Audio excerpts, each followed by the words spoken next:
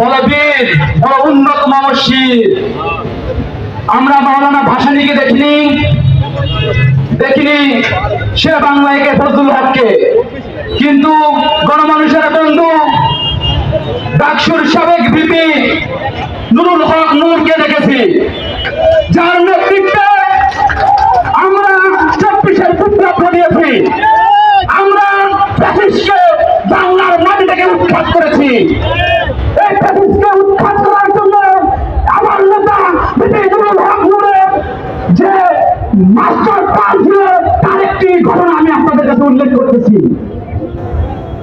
এই যে বৈষম্য বিরোধী ছাত্র আন্দোলনের যখন চলতেছিল, 9 তারিখ 10 তারিখ বাংলা বোর্ডের কর্মসূচি, 9 তারিখ রাতে ভিপি নুরুল হক নূর ভাই আমাদের ঢাকাস্থ সকল ইউনিটকে ডেকে তার বাসায় মিটিং করেন যে কিভাবে এই ব্লকের কর্মসূচি সফল করা যায়। বাংলাদেশ ছাত্র অধিকার পরিষদ ঢাকা মহানগর দক্ষিণে প্রস্তুত করে রামপুরা ব্লকের আমরা ছাত্র অধিকার পরিষদ রামপুরা ব্লকের কর্মসূচি হাতে নেই। বেসরকারি বিশ্ববিদ্যালয়ের ব্যানারে আমরা সেখানে প্রবেশ করি। শুধুমাত্র 20 থেকে 25 জন ছিলাম আমরা। আমাদের দেখা দেখি আমাদের ব্লকের কর্মসূচিতে ভাইরা সংগঠিত শুরু করেন, ব্ল্যাক ইউনিভার্সিটির ভাইরা সংগঠিত শুরু করেন, তারপরে আইজারের ভাইরা সংগঠিত শুরু করেন। পুরো রামপুরা রাস্তা শুরু হয়ে যায় প্রগেট বাজার থেকে শুরু করে পথচারী সবাই আমাদের সাথে সংগঠিত শুরু করেন।